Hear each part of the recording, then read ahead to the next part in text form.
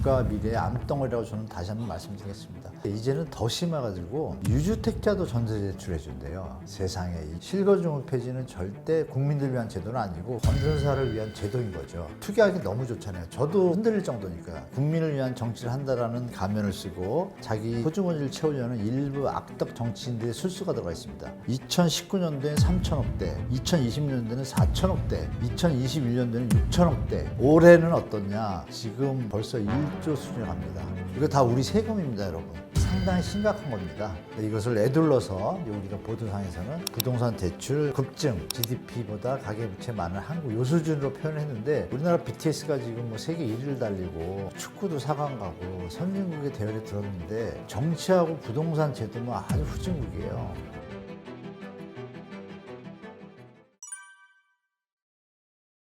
GDP 대비 가계대출 비중이 전 세계에서 최고라는 보도를 최근에 많이 접하셨을 텐데요. 사실 엄밀히 말하면 북유럽 4개국을 뺀 기준입니다. 북유럽 4개국은 세금이 50%에 가깝기 때문에 부채에 대한 미래의 부담의 어떤 부담 능력이 가능합니다. 그러나 이제 대한민국을 비롯한 나머지 이제 이번 조사에서 보면 IMF나 OECD도 조사를 했었고요. 한국은행에서도 이제 자료를 검토해서 이제 나온 자료인데요. 이미 3, 4년 전부터 대한민국 가계부채 심각성에 대해서 IMF나 OECD나 또 영국의 이코노미스트 이런 데서 다 경고를 했습니다. 현재 상황은 어떠냐면 GDP 대비 가계부채 비율이 보통 60에서 80% 선이어야 국가 경제가 시스템이 무리가 없이 돌아가는 걸로 이제 논문들이 많이 나와 있습니다. 100%를 넘게 되면 문제가 터진다는 것들에 대한 데이터들이 많고 실제로 그런 일들이 많았었습니다. 그래서 대한민국이 지금 105%까지 갔다가요. 요즘 이제 금리가 상승하면서 기존에 대출을 많이 쓰셨던 분들이 대출을 많이 갚았어요. 금리가 높다 보니까. 그래서 102%로 좀 내려왔습니다. 내려왔음에도 불구하고 주요 국가 기준으로 봤을 때 아까 말씀드린 북유럽 4개국 빼고 세금이 일반적인 비슷한 국가들 간에서는 세계 최고입니다. 그게 의미하는 바가 뭐냐면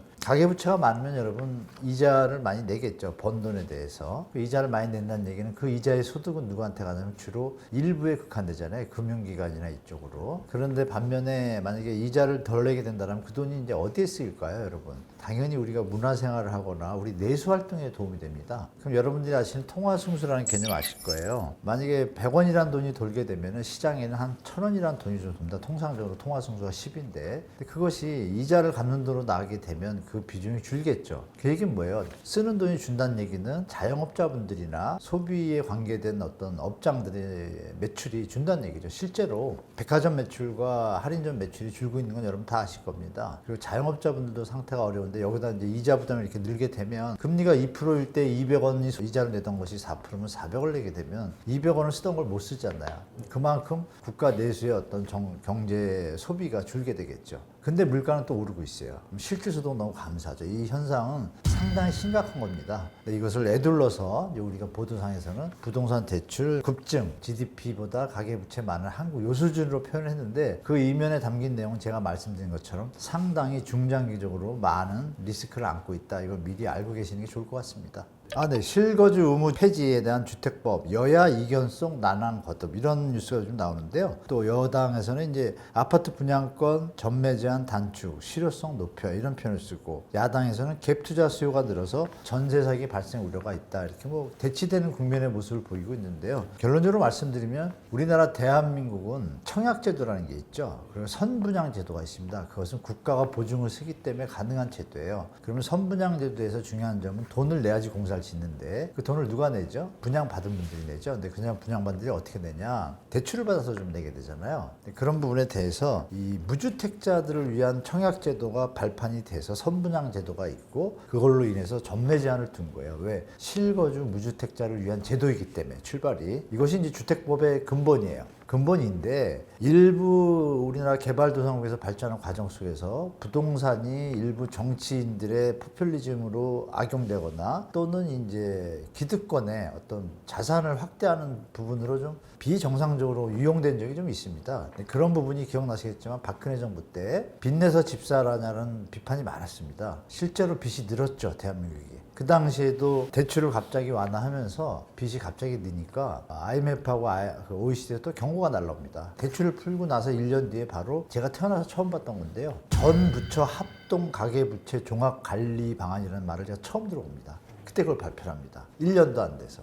그때부터 이미 가계부채의 문제점이 나타나기 시작했기 때문에, 그럼 그 얘기는 뭐냐면 분양 현장에서 대출을 늘리거나 전매 제한을 완화하고 실거주 의무 폐지를 한다는 거는 원래 목적과 일단 다른 모습이죠. 그래서 결과적으로 갭 투자를 할 수 있는 여건이 됩니다. 자, 분양을 받을 수 있는데 분양을 받아서 실거주가 먼저 사고 남은 집을 무주택자들한테 다시 파는데도 안 팔리면 어떻게 팔까요? 분양가를 낮춰서 팔겠죠. 왜? 실수요자를 위한 정부의 제도니까. 근데 그것을 갖다가 기득권이나 자산을 많이 갖고 있는 사람들한테 기회를 주는 거예요. 전매 제한 완화라는 건 팔 수 있다는 얘기잖아요. 바로 사서. 근데 중요한 건 살지도 않고 계약금만 넣고 요즘처럼 중도금 대출만 받고 있다가 입주 시기에 그냥 판다? 이게 무슨 의미가 있습니까? 주식보다 더 나쁜 투기성을 조장하죠. 그러니까 돈이 있는 사람들의 그들을 위한 정책으로 변질되는 거죠.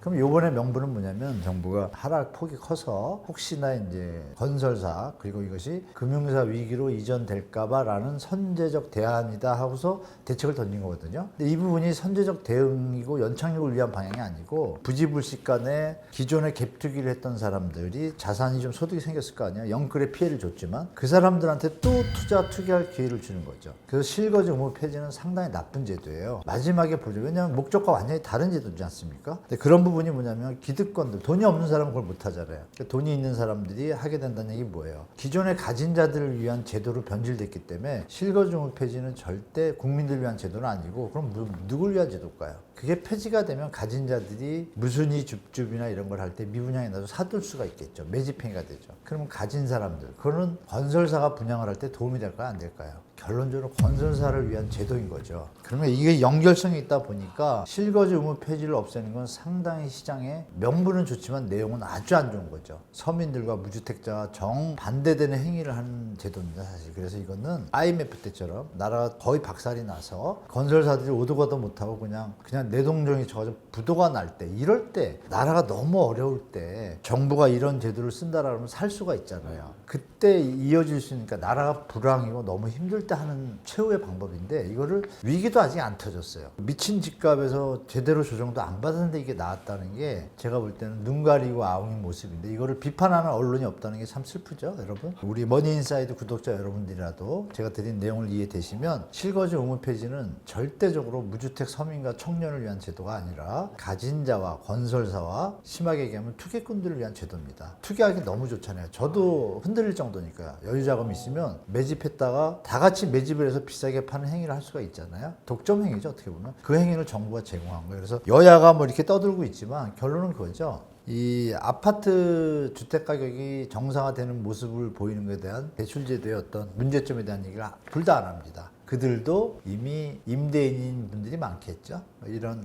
슬픈 정치 현황에 대해서 여러분들이 실거주 의무 폐지가 이렇게 논란이 되는 이유의 이면의 세계를 좀 생각해 보시면 앞으로 젊은 여러분들이나 유주택자분들도 사실 이걸 반대하는 분도 많아요. 왜냐하면 우리 자녀들이나 후세들이 이 주택 가격에 너무 휘둘리고 미래가 안 보이는 세상이 되고 출산율이 최저치로 떨어진 이런 국가의 어떤 퇴되는 모습을 바라지 않거든요. 이 부분은 사실 우리 구독자 여러분들이 잘 아셔가지고 주위에 많이 알려주시면 여론이 이제 정치를 이길 수 있거든요. 그렇게 되길 좀 기대합니다. 역전세 쓰나미는 몰려오고 있습니다. 지금도 사실 보도가 요즘 많이 안 나오는데요. 시장에서 대표자의 프레지던스가 2월달 입주했어요. 2023년도 현재도 전세 물건, 월세 물건에서 제가 알기로 1000개 가까이가 아직도 물건이 있습니다. 3000세대인데 그럼 벌써 입주가 두세 달이 지났잖아요. 그러니까 이제 임대인과 매도인과 임차인들의 지금 보이지 않는 경쟁이 벌어진 겁니다.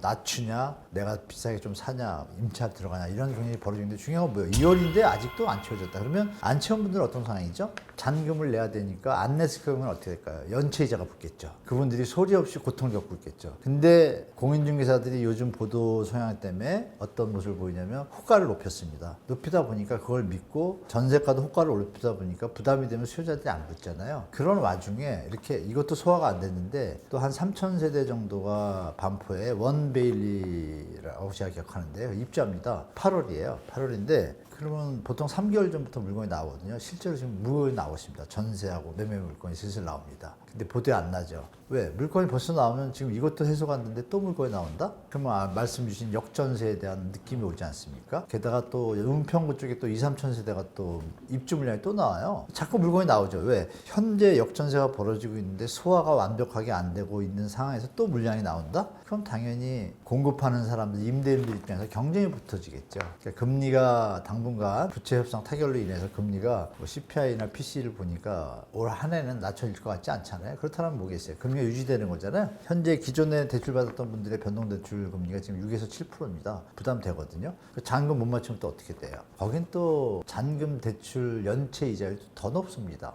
8%, 9%막 이래요. 그럼 시장이 좋은 시장은 아니겠죠, 여러분. 그래서 제가 가을에 강남발 역전세 벌어질 수 있다고 말씀드렸는데 인천도 입주물량이 또 많거든요. 실제로 인천 옆에 있는 구로구, 양천구, 또 강서구 이쪽 힘 못 쓰고 있습니다. 이 여파가 과연 살아날지 지켜볼 텐데 저는 사실 부정적이기보다는 약간 상승보다는 하향 방향 쪽이 강하다고 저는 말씀드리겠습니다. 네, 전세 대출제도 참 듣기에는 좋은 말입니다, 여러분. 마치 청년층과 무주택 서민을 위한 지원의 형태의 느낌을 받죠, 여러분들이. 근데 이게 사실 최근에 벌어진 전세 사기의 근본적인 암덩어리의 출발입니다. 그거를 말씀드릴 수 있는 데이터를 제가 말씀드릴게요. 이제 2014년, 15년, 16년 이때가 박근혜 정부 때 활성화 정책을 쓸 때예요. 그 전세 대출 제도는 사실 대한민국에 없었습니다. 그전에는 일부 금융기관에서 전세 대출을 빌려줬는데 못 찾으면 어떻게 돼요? 은행 입장에서 부담이 되니까 잘 안 해줬어요. 안 해줬는데 MB 정부 때 2008년도에 일시적으로 주택 공급에 미스매치가 일어나가지고 전세 가격이 좀 오를 때가 있었습니다. 근데 전세 대출을 늘리면 이미 학자들이나 누구나 여러분 생각해보세요. 집도 주택도 대출을 막 늘려주면 집값이 오르죠. 그럼 전세도 당연히 대출 늘리면 전세 가격이 오르겠죠. 상식적으로. 그러니까 전세 대출을 1억까지 해줍니다. 나라에서 그냥.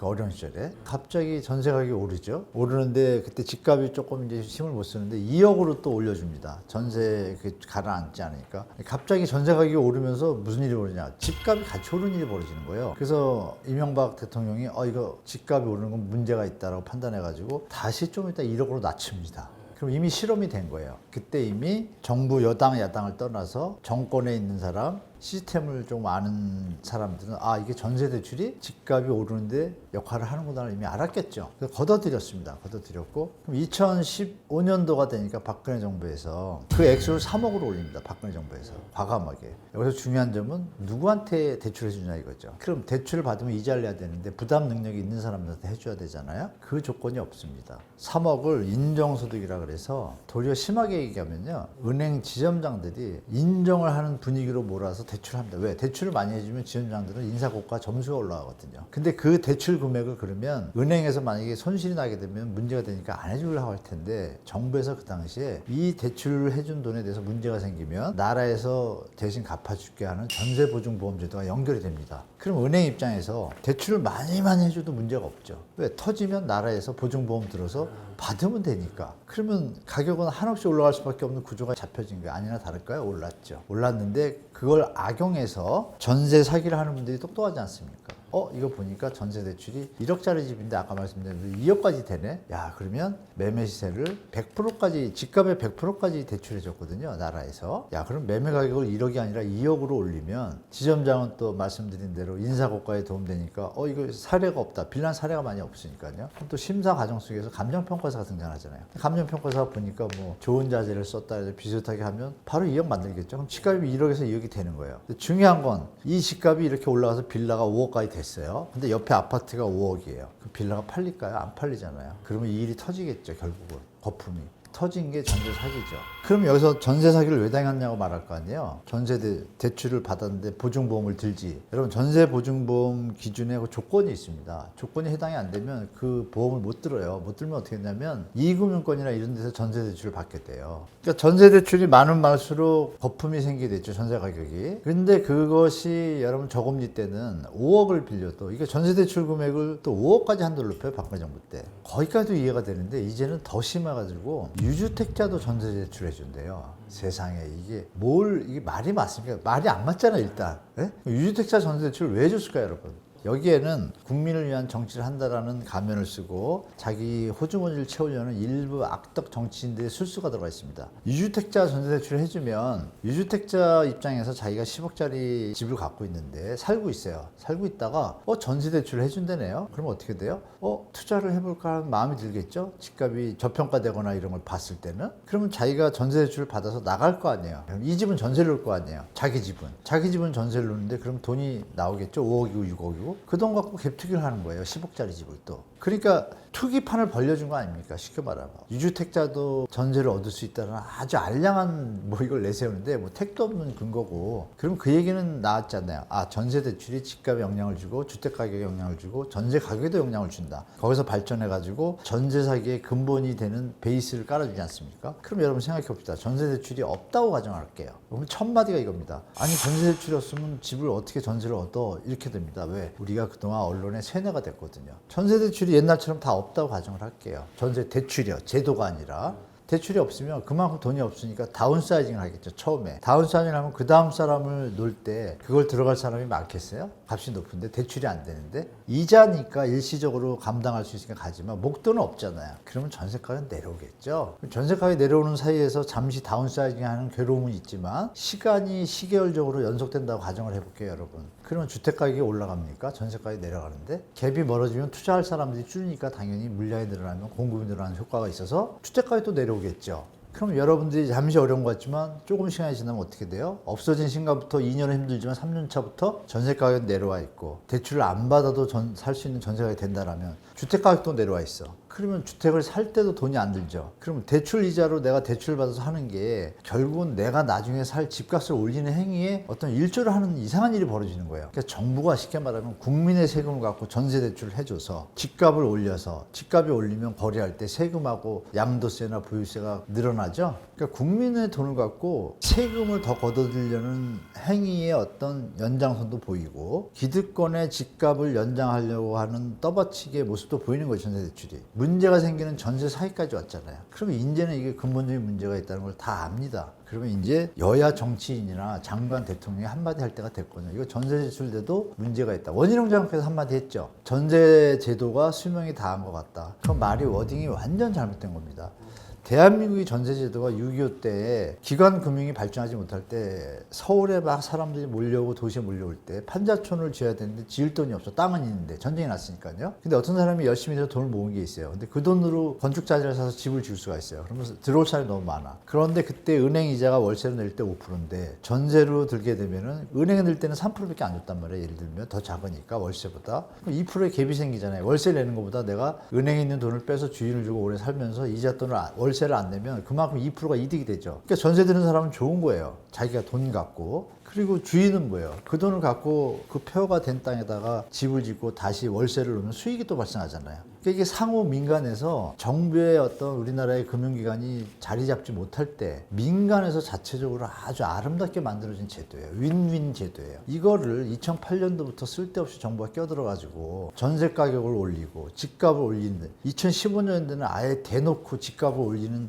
기구로 활용한 거 아닙니까? 그거를 전 정부든 이번 정부든 계속 악용하고 있는 거죠. 제가 볼 때. 그게 없어지는 순간부터 청년들의 주거비 부담이 주는 건 뻔히 보이는데 이번에 말씀하신 전세제도의 수명이 다했다가 아니라 전세 대출 제도가 수명이 다했다. 수술해서 잘라내겠다고 얘기를 해야 되는데 워딩의 기본 내용은 없고 그냥 전세제도가 수명을 다했다. 이상하게 국민들을 호도하는 표현을 하셨어요. 그죠? 안타깝지만 원희룡 장관께서 혹시 이거 우리 머니인사이드를 보신다면 지금이라도 국가, 국민과 청년과 미래를 위해서 전세 대출 제도의 수명이 다했다. 문제가 더 많다는 게 판단됐다라고 이제 얘기하셔야 됩니다. 결정적으로 2015년부터 전세 대출 제도가 시작됐다고 그랬죠, 제가. 그러면 16년, 17년 대출을 받았겠죠. 15년도에 받은 분들이 2년 차가 됐어요. 됐는데 주인이 돈 없이 아까 말씀드린 대로 전세 대출을 활용해가지고 거의 돈을 역으로 이런 형태가 벌어지니까 돈을 못 들려주는 사람이 그때도 생긴 거예요. 2017년도에. 전세 대출로 때우니까 돈을 더 받으려고. 그러면 사고가 나겠죠, 여러분. 전세 나가야 되는데 돈을 안 들려준단 말이에요. 그럼 어떤 일이 벌어져요? 경매가 벌어지고 서로 문제가 생기죠, 민형사상. 그러면 그때 보증보험 제도를 썼다 그랬잖아요. 그러면 소송을 걸다가 안 되면 어떻게 될까요? 결국은 보증보험 들은 부분으로 나라에서 보증보험 손해액을 사고액을 메꿔줘야겠죠. 아니나 다를까 15년도에 그 허구 주택도시보증공사가 발족을 했는데요. 전세 사고 보증금의 허구에서 피해 금액을 보장해 준 게 30억, 70억 정도 됐어요. 2018년도가 그러면 2년 만기가 됐으니까 뭐가 터질 거 아니에요, 사고들이. 대출로 인해서. 그때 액수가 2,200억입니다. 어마어마한 배수타죠. 그 다음에부터는 계속 그런 일이 벌어질 것 같죠? 벌어집니다, 실제로. 그래서 2019년도엔 3,000억대, 2020년도에는 4,000억대, 2021년도에는 6,000억대, 임대차 3법까지 겹치면서 조금 더 올라가요. 올해는 어떻냐? 지금 벌써 1조 수준에 갑니다. 이거 다 우리 세금입니다, 여러분.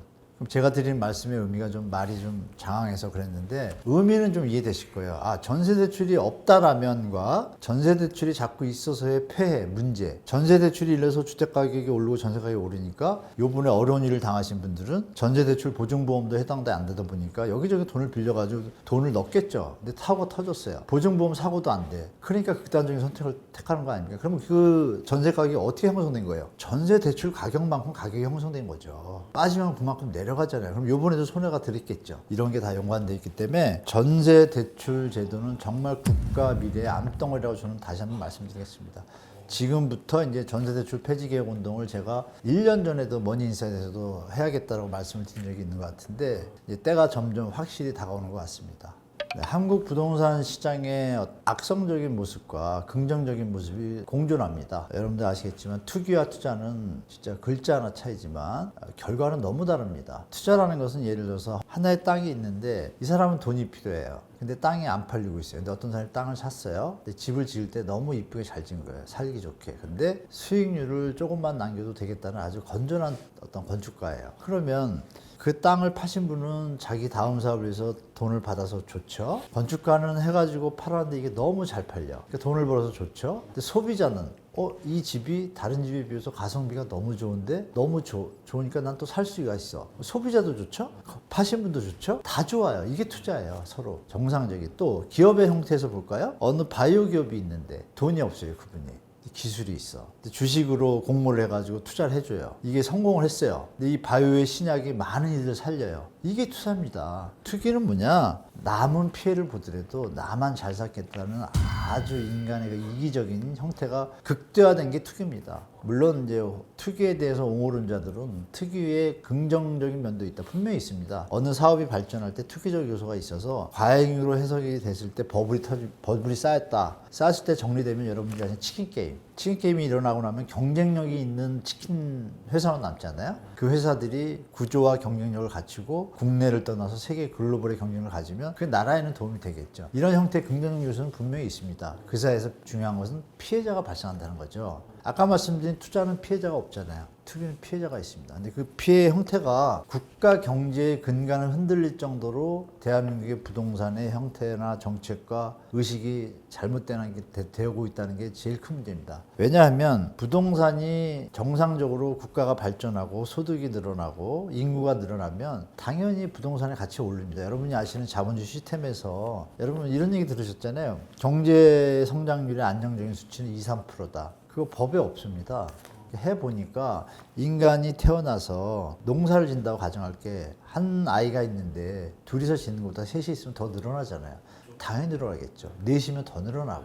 근데 거기서 소득이 분배가 되면 당연히 다 같이 늘어나죠. 그럼 늘어나는 속에서 화폐 가치가 그만큼 볼륨이 늘어나면 사회에서 다루는 재화들의 형태가 분배가 돼서 점점 싸지는 게 정상인데 볼륨은 커져도. 그런데 지금 어떻게 되냐면 이제 여러분들이 많이 듣는 양극화 현상으로 인해 가지고 자본의 편중 현상이 벌어지는 게 지금의 이제 대한민국 형태잖아요. 왜냐하면 우리가 임금 지대 이자가 경제 생산 요소의 3요소인데 임금이 안 늘고 이자도 그냥 그렇고 근데 지대가 많이 올랐어요. 근데 GDP거든요, 이게 합한 게. GDP는 계속 올라가는데 지대만 올라가는 거예요, 지금 대한민국이. 임금과 이자는 그 수준을 못 따라가니까 어떻게 돼요? 지대, 땅을 가진 사람, 집 가진 사람만 더 부자가 되는 양극화 현상이 벌어지죠. 그러고 났을 때 결론은 뭐냐면 전 세계가 공통적으로 일본도 그랬고 미국도 그랬고 그 과정 속에서 그 지대를 받쳐주는 수요자가 누구예요?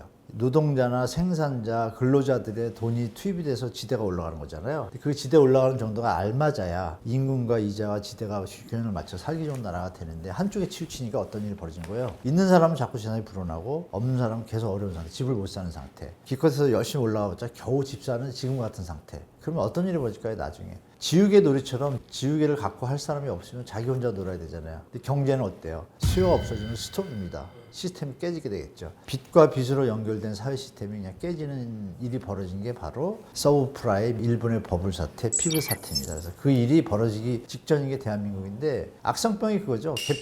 갭투기입니다. 레버리지를 활용한 투자라고 하는데 그게 이제 우리나라는 투기로 변질됐습니다. 그래서 그들만의 게임으로 지금 변질되는 모습이 있어가지고 걱정이 되고 중요한 건 정치권의 기득권이라고 해야 될까요? 앞에서 개혁을 해주고 공정한 환경 속에서 안정적인 주거 복지를 이루어야 되는데 그쪽에 대한 개념보다는 정치적인 포퓰리즘이나 자신의 호주머니를 채우려는 분들이 더 많이 포진해 있다는 게 대한민국의 큰 병이죠. 이걸 고치려면 국민들이 집단지성을 발휘해서 정치인의 생각을 바꾸도록 해줘야겠죠. 그들은 아마 지금 눈치를 보고 있을 겁니다. 여기 청년 세대나 무주택 세대 또 유주택 세대마저도 이게 나라를 망친다는 걸 다 얘기하고 있거든요. 다 같이 일어날 때 정치인들은 언제 그랬다는 듯이 돌아서서 아마 앞장서서 제가 드린 말씀들을 개혁을 할 겁니다. 우리 스스로가 이런 부분에 대해서 잘 알고 있어야 될 것 같습니다. 우리가 방치한다는 게 또 큰 병입니다, 여러분.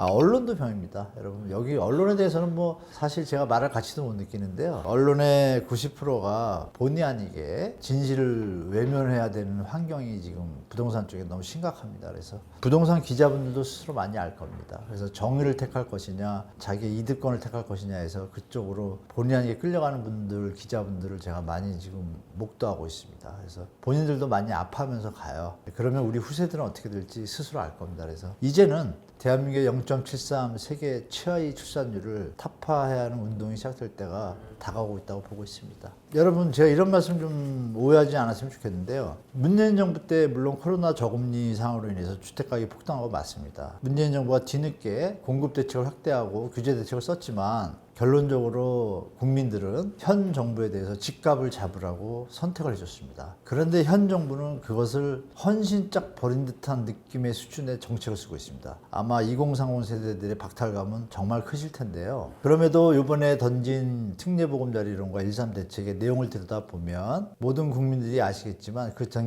대책에 대해서 찬성하고 환호하는 분들은 갭 투자와 다주택자밖에 없었습니다. 제가 볼 때. 그러면 전국에 2,200만 가구인데 250만 다주택자와 건설사를 위한 정책이라는 비판에서 벗어날 수 없었고요. 말씀 주신 대로 이 버블의 형태가 가만히 시장에 개입을 하지 않는다. 문재인 정부가 개입을 해가지고 규제가 도리어 풍선 효과를 빚어가지고 더 오르는 효과도 분명히 있었습니다. 그분에 대해서 정부가 개입하지 말라고 하던 분들이 지금의 집권 여당입니다. 그분들이 너무 개입을 하죠. 이분들이 개입을 안 한다는 전제하에 현재까지 던진 정책은 어쩔 수 없고요. 그것은 이제 부동산 경착륙을 막기 위한 명분의 어떤 일부분의 긍정적인 면이 있기 때문에 제가 차지하고 실거주 의무 폐지라든지 뭐 다른 형태의 또 대책이 몇 개 있습니다. 그 두세 개를 던지게 되면 이 정부는 정말 국민을 무시하는 정책을 쓰는 것 같고 그러면 그 가격이 돌아갈 수가 없습니다. 자연적으로 자유시장 공정경제에 맞춰서 정부가 개입을 안 하면 현재 시장은 어떨까요? 여러분도 당장 느끼실 겁니다. 제가 말씀 안 드려도.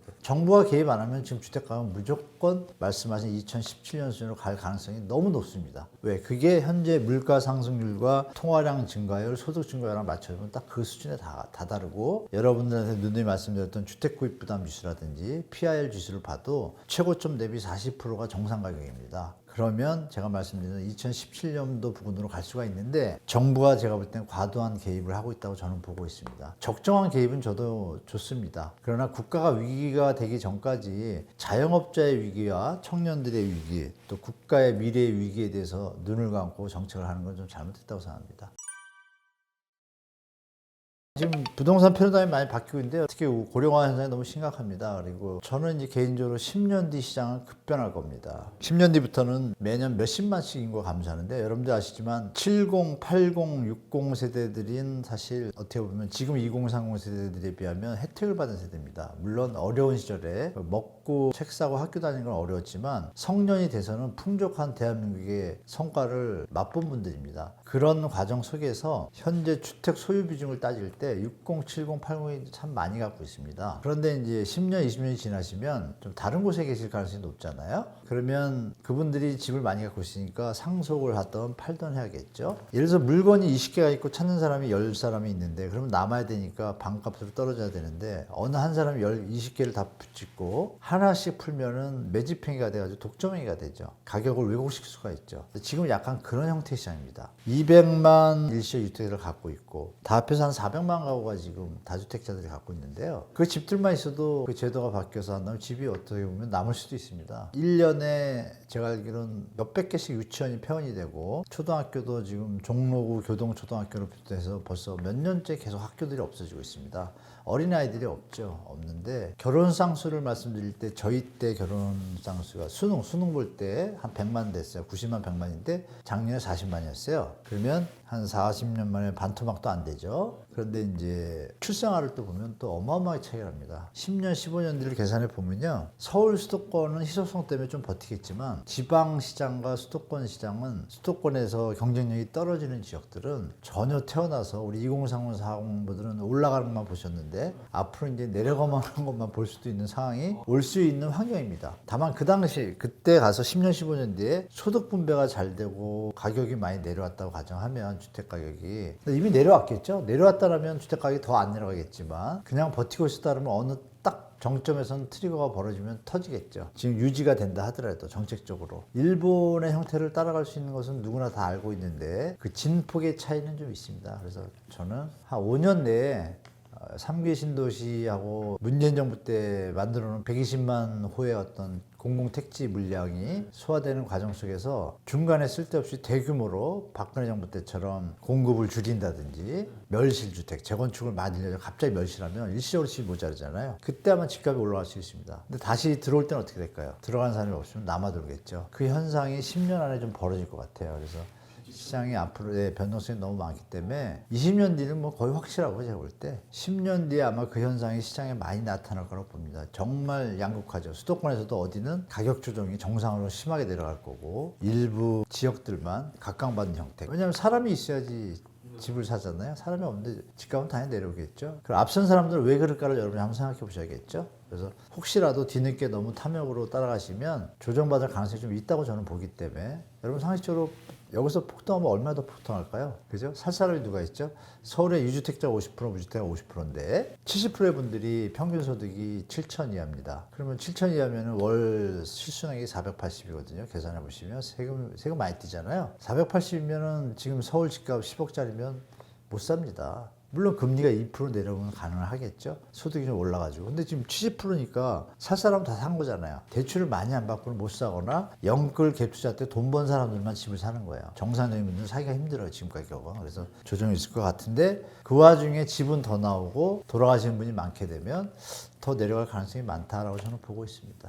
아마 제 생각에 지금 청년들이 많이 참고 계시지만 기성세대들의 어떤 기득권 시스템을 이용한 합법적인 착취 형태를 느끼고 계시잖아요. 사실 부동산을 통해서 말은 못하고 계실 거예요. 저도 알 정도면 다른 분들 다 아실 겁니다. 야, 이게 제도만 제대로 된다라면 이런 일 최대한 줄일 수 있을 텐데 정부가 손을 놓고 있다는 마음도 살짝 의심도 드실 거예요. 그러니까 쉽게 말씀드리면 비거주 용도에 대해서 보유세를 높인다든지 재산이 많은 분들한테 그런 부분에 대해서 정부가 신경을 써야 되는데 좀 많이 안 쓰고 있죠. 사실 안 쓰고 있고 결정적으로 부동산에 대해서 전세 제도의 어떤 임대차 기간 있지 않습니까? 전 세계가 선진국이 되면 우리나라 BTS가 지금 뭐 세계 1위를 달리고 축구도 4강 가고 선진국의 대열에 들었는데 정치하고 부동산 제도는 아주 후진국이에요. 부동산 제도에서 임대차 기간을 10년으로 하고 물가 상승률만큼 임대료가 올라가는 게 맞잖아요. 상식적으로. 그죠 여러분? 공정과 상식을 강조하는 정부에서 이걸 잡아줘야겠죠. 지금 공정하지가 않잖아요. 전세시장이나 임차시장이. 왜? 4년 되면 또 이사를 가야 돼요.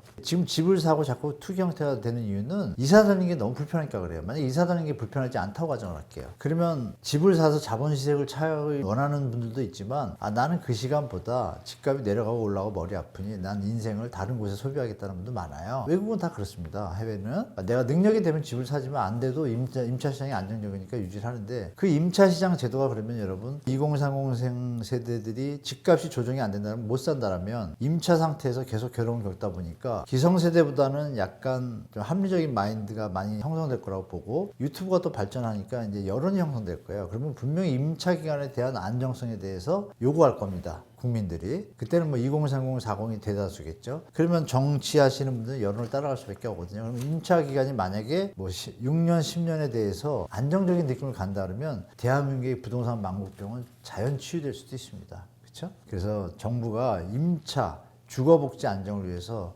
다시 전세대출제도 이런 거 없애고 전 임차 기간의 안정성을 확보해주는 방향으로 간다라면 특별한 다른 정책이 없더라도 제가 볼 땐 주택 가격 안정에 도움이 많이 될 것 같아요. 그래서 대한민국의 부동산의 어떤 병은 주로 이제 정치하시는 분들이 만드는 것 같고 그거를 이제 정치하시는 분들이 바꿔주길 바라는데 스스로 안 바꾸면 국민 여러분이 좀 소리를 내셔야겠죠. 뭐 이렇게 말씀드리겠습니다. 80년대 짜장면이 500원이었어요. 지금 짜장면 얼마입니까? 8, 9천 원 하죠. 새우깡이 얼마나 올랐죠? 30배 올랐네. 새우깡의 가치가 30배 올라갔습니까? 금리가 올라가요. 그러면 세입자 입장에서 전세를 선호할까요? 월세를 선호할까요?